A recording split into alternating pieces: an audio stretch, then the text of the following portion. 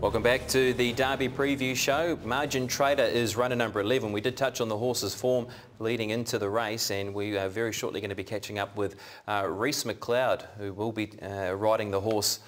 So very shortly we'll be catching up with him. But before we do that, we'll get to runner number 16, which is Vavasaur in the race, one of two fillies, and that is the 3-year-old filly by Reduced Choice. Peter and Dawn Williams do the training. Leith Innes takes the ride. And Leith won the race in 2006, of course, which was the first Derby to be moved to March. Sir Tristram Fillies Classic winner and a Royal Stakes second 2 starts ago. This was the race, Aidan, where they felt they made a decision to go for a Derby ahead of the New Zealand Oaks. Of course, she is the Oaks favourite at this stage, but likely to go to Australia. And off the back of this performance, where she was able to beat a Group 1 winner, they decided let's press on and take on the boys. How many horses, how many fillies can unleash a 1-2 from the Bakers and then repel it? So there's Charmont gone up, had a look at it on the outside. Repels Charmont, then Savoia, who's just a high-class horse, comes at it again. I thought the run was super, but the run that really got me on her was the Royal Stakes win. It was just a phenomenal run. I think she's a really top-class filly. I think she's one who's right up with the Habibis and Rising Romances as far as I'm concerned. She's got a lot of upside, and whether she can measure up to the boys from barrier 15, that's got to be a concern, Steve. That to me is the key. Had she drawn a marble, I'd have been more excited and certainly put her in my 4. I think the worry is where's she going to be going down the straight at Ellerslie. I like to see her up on the speed issue. She's a good tough mare, clearly headed as you say. Great to see her fight back, like beautifully bred to be anything. They paid a lot of money for it. Good to see them getting the money back too. My worry is now the barrier. I'd love to know what's happened to the market now because McQueen's gone out and draws barrier 1. Stephen Hutt, I'd love to know whether this horse has drifted in the market as a result of drawing 15. Well, can we find out? Stephen Hunt, the horse's price is around $10 at the moment for Vavasaur. Any friends, and where was the horse placed in the futures market before your final field market? It was as short as $7 a couple of weeks ago.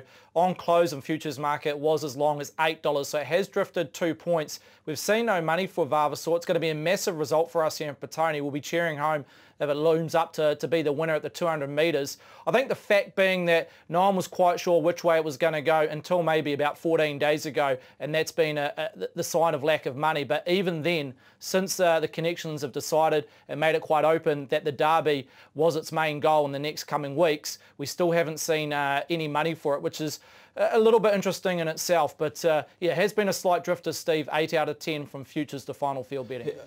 Aidan, would you have liked to see the horse go on the Oaks rather than the Derby? No, I think it's a great idea. What they're doing, they're following that Habibi path, aren't they? So you have a crack in New Zealand Derby, then you have a crack at an Australian Group 1. Obviously, it's worth a whole lot more on the pedigree page. You'd know that, Stephen. You get to Sydney, she'll be competitive in an Australian Oaks, you'd think, wouldn't you? Yeah, surely. No question. No question. I just wonder, though, she has a gut buster, though, in the Derby, especially from barrier 15. I just wonder now whether they might have been coming back. Do you think that's maybe a factor in why Platinum Witness hasn't paid up? They're thinking, well... I don't think she was going to stay. Looking at her pedigree, I don't think she was ever going to get the trip. She might stay in Oaks.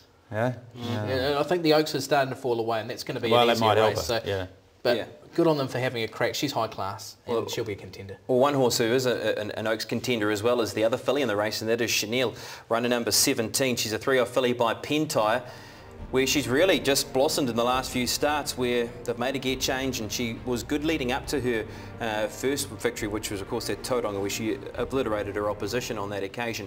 This win I do like because she was able to take a position. It was 1,800 metres, so it was a shorter trip. She'll stay all day, this horse, Chanel, and with her being able to lob into a 1-1 spot like this, that does mean with her barrier draw, I think she might be able to sit midfield and even a little bit closer than that, and she is a serious hope in this race. I've marked her my 3rd pick in the race. The big concern that Tony Pike had about taking her down to New Plymouth this day was she was dropping back from 21 to 18, when she's really looking for a trip. But Rory Hutchins obviously put her in the race early. She's stretched out really well, and she is getting better. Steve, I guess this is more the horse of you thinking, well, has she got Vavasaur's class? I'm just not quite sure she's quite at Vavasaur's level yet, but she's improving. Like you say, BP, she's able to blinkers on, put herself right there. She's improving, just hitting peak form at the right time, and I think she's not the worst of chances. Look, weaker fields, no doubt that she's beaten the last couple, but she's looked impressive in those 2 wins. Really impressive. I mean, she got home, as you say, Midnight Magic Man. Interesting runner. I tossed up, put her in my 4, but you can't put them all in the 4. What I mean, we'll talk about it. I like the 1 out and taking 6 or 7 behind my 1 out because I think she's a live chance, certainly. Yeah, prior to that win at Taranaki, she was as long as $51. After winning, we moved her into $31. We still thought the main game, and it possibly could still be, the Oaks, and we never really took into calculation that she could come up to Ellerslie and run in the Derby. But since probably about 10, 12 days ago, the green light has been flashing, and punters have come out of trees to back her at $31. We had a $500 bet at that price to return that punter just a tick over $15,000. She's now short of $16, and out of the two fillies, that's the one they want from a price value. All right, so that's the runner at the bottom of the book in Chanel, trained by Tony Pike and to be ridden by Rory Hutchings. Right, we do have this opportunity now to catch up with Reece McLeod, who is doing the riding aboard Margin Trader on the weekend in the Derby. Reece, a very good evening to you, and I'm sure you're looking forward to getting back to NZ and riding for the Moroni Ormsby team aboard Margin Trader. Just how did it come about with you taking this ride in the race? Yeah, of course I'm looking forward to it. I was actually just, Mike rang me last week and asked me, and I said, yeah, I'd love to. Reece, how easy is it for you from Melbourne to have been able to do the form, do the videos and get a real feel about this one's chances? Well, I watched the two lead-up races last night, and through the New Zealand Racing.co. So I got a bit of a feel out of that, but I'll try and get some more resources going just to get a better feel for it. Reece, after assessing that form that you've done, how do you feel he measures up in this race? Margin Trader, I think with the blinkers off, hopefully he relaxes, and it'll give him every chance to get the mile and a half, and that's half the battle with 3-year-olds. Yeah. One thing about it, Reece, Steve Davis here, is the horse went 2,400 metres last start anyway, so you got every confidence this horse is going to get the Derby trip. You know, us jockeys, we all make mistakes, so I'm not going to pot anyone, but you know, things happen in races. Hopefully I don't repeat it. Gee, I tell you, I couldn't have your haircut, Reece, with my ears. I'll give you the tip. I was a little bit bored this morning. I thought I'd whip a bit off. Yeah, it's a bit out there. It's good stuff. Reece, of course, you will be looking to get back to Ellerslie as well, and you've picked up another ride as well on the program. Yeah, I have. I don't know the horse. I haven't done the form for that horse yet, so I'll get around to that. And I'm sure you'll be looking forward to also, getting out on the track and, having a look around at Ellerslie once again and just checking out what is an undulating track. It certainly is a difficult track to certainly ride on, and you haven't been there for a number of years. What was that, sorry? I was just saying it's an undulating track. It's a track that you certainly need to, when you arrive here on Saturday morning, looking forward to getting out there and taking a walk around the track. Yeah, I'll be definitely having a walk around the track. I haven't been over there for quite a while, so just want to get the feel for the joint. Hopefully all goes smoothly. All right, Reece, well, thanks for your time tonight, matey, and all the best when it comes to your ride on Margin Trader. So that's Reece McLeod taking the ride there for the Moroni Ormsby team, runner number 11. Right, let's get to the tips. Aidan Rodley, what are you for? Okay, I've got it down to 2. Like, I'm not trying to say that I'm trying to pot Volkstock and Barrel, because the horse is there. He's a big contender in the race, and what he's done in the lead-up run, bucking the trend, he's made a big run. But he's not my top pick in the race. I'm going to go with Mongolian Khan. He's got the record. He's the horse who's getting better and better. And wouldn't it be great for two guys who I reckon are future Hall of Famers in Murray Baker and Opie Bosson? Neither of them have won a New Zealand Derby yet. It'd be great to see them finally pick one up here with Mongolian Khan. Volkstock and Barrel is the danger in the race. He's a high-class horse, and he just needs to run to go his way. Obviously, they're going to the fillies, Vavasaur and Chanel. All right, for you, Steve? I too going with Mongolian Khan. I think Volkstock and Barrel is the class act, but as I say, I think they're stretching him out to get to 2,400 metres. I think he'll end up possibly with the best form in the race down the track when he retires, maybe even to stud, given Rosemont's involved with him. He's a weight for age 1,600 metre, 2,000 metre horse. I'm going with Mongolian Khan on top. I think they can ride him confidently. He is the best star in the race. I think his recent runs prove that.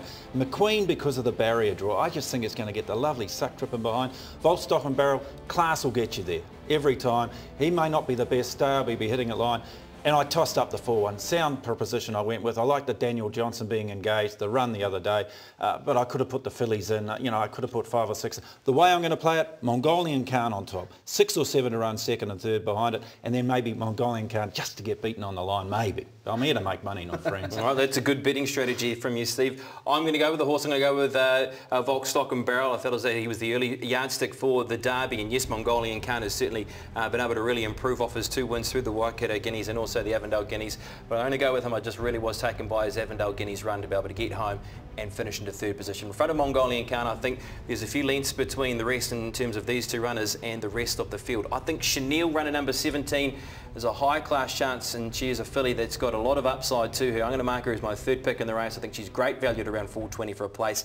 And Midnight Magic Man as well. I think there is about 3 or 4 others you could put into that spot, your McQueens and Sound Proposition, and certainly we'll be playing wide trifectas around those. What's your roughie for the race before we go? I think the only other, the overs in the race, Mongolian Khan to overs at $4, and the only other overs of mine is Margin Trader, who I had around 31, they've got 41. So they're the only 2 overs in the race for mine. All right, thank you, Aidan, for your time tonight as well on the show. Your roughie, Steve? Probably as rough as Reece McLeod's haircut. I'll go with Margin Trader. All right, I reckon you would really suit that as well. I think we should get to the barbers on the way home tonight. I hope you really did enjoy the TV3 Derby preview show this evening, and it's now all about gearing up for Saturday's big dance coming out of headquarters at Ellerslie, the TV3 New Zealand Derby at 5:48. Have a good evening. The New Zealand Derby, perhaps the most prized and internationally renowned horse race event in the country.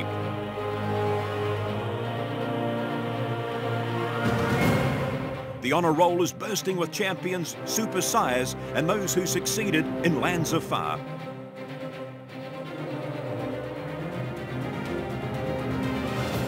But the 2015 edition is best told through the eyes of 2 jockeys.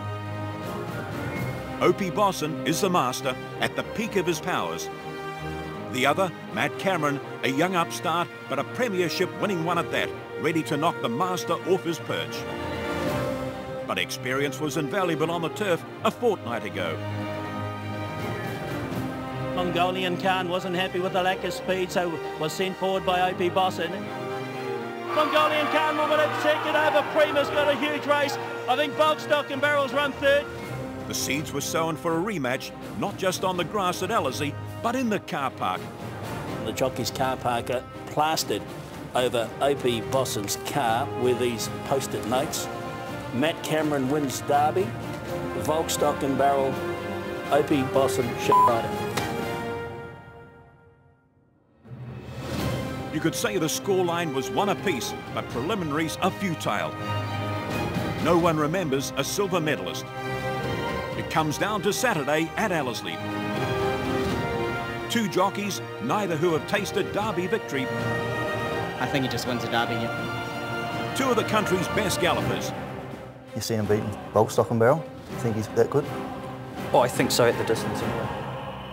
1 winner.